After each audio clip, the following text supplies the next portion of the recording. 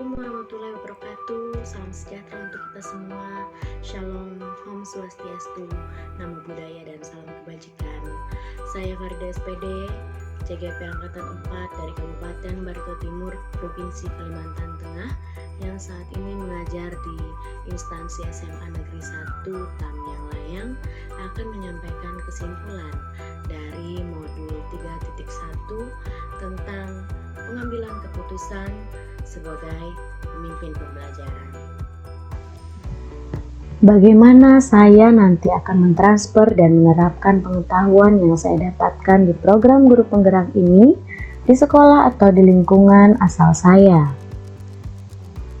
Sejauh ini, pemahaman saya tentang konsep-konsep yang telah saya pelajari di modul ini, yaitu dilema etika dan bujukan moral, 4 paradigma pengambilan keputusan, 3 prinsip pengambilan keputusan, dan 9 langkah pengambilan dan pengujian keputusan, di mana dilema etika yang dimaksud merupakan benar versus benar, yaitu situasi yang terjadi ketika seseorang harus memilih antara dua pilihan, di mana kedua pilihan secara moral benar tetapi bertentangan. Sedangkan bujukan moral, yaitu benar versus salah, adalah situasi yang terjadi ketika seseorang harus membuat keputusan antara benar dan salah. Apa rencana yang akan saya lakukan ke depan dalam menjalani pengambilan keputusan yang mengandung unsur dilema etika? Sebagai calon guru penggerak yang saat ini mengabdi di SMA Negeri 1 Tamyang Layang, saya akan menerapkan model pengambilan keputusan yang mengandung unsur dilema etika dengan 9 langkah pengambilan keputusan yang akan memandu saya. Keputusan yang diambil sebagai pemimpin pembelajaran adalah keputusan yang berpihak pada murid, dapat dipertanggungjawabkan, dan memiliki nilai kebajikan universal. Saya dapat mengukur efektivitas pengambilan keputusan dengan cara melakukan observasi proses hingga hasil, terutama apakah keputusan yang diambil memiliki nilai kebajikan universal, berpihak kepada murid, dan dapat dipertanggungjawabkan. Jika saya mengalami hambatan dalam pengambilan suatu keputusan, siapa yang akan membantu atau mendampingi saya? Saya akan dibantu dan didampingi oleh rekan sejawat, kepala sekolah, dan pengawas sekolah dalam mengambil suatu keputusan. Bahkan jika diperlukan, keluarga pun akan saya libatkan untuk memilah referensi pendapat yang mana menunjang pengambilan keputusan. Selanjutnya, apa langkah-langkah awal yang akan saya lakukan untuk memulai mengambil keputusan berdasarkan pemimpin pembelajaran?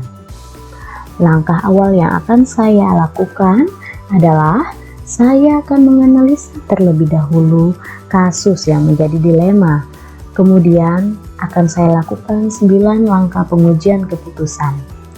Jika saya belum merasa yakin dengan keputusan yang telah saya analisis, saya akan meminta rekan sejawat untuk memberikan pendapat mengenai kasus atau permasalahan yang sedang saya hadapi. Langkah dalam pengambilan keputusan ini merupakan strategi yang masuk akal, yang akan saya terapkan sejak saya sudah memahami betul materi ini, baik itu dari sekarang hingga seterusnya sebagai pemimpin pembelajaran.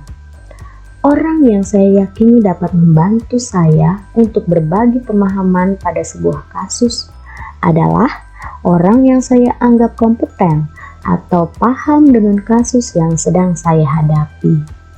Sebagai pemimpin pembelajaran, tentu saja akan menemukan berbagai macam kasus dalam kehidupan sehari-hari. Dalam penerapannya, selain 9 langkah pengambilan keputusan, saya juga dapat melakukan coaching, di mana di sini saya sebagai coach yang akan menyelesaikan permasalahan coaching.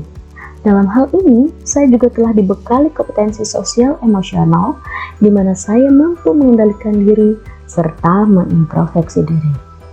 Selanjutnya, jika suatu keputusan yang terbaik adalah keputusan yang efektif, maka saya akan siap untuk bertanggung jawab dengan pilihan tersebut.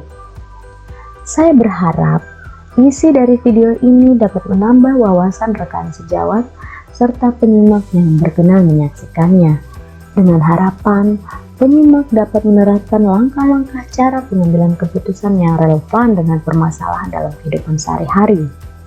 Di dalam kehidupan kita, sudah tentu mengalami berbagai permasalahan. Dalam pengambilan keputusan, tentu saja kebijaksanaan seseorang diuji. Ada kalanya kita harus tegas untuk memilah mana yang merupakan dilema etika atau mana yang merupakan bujukan moral.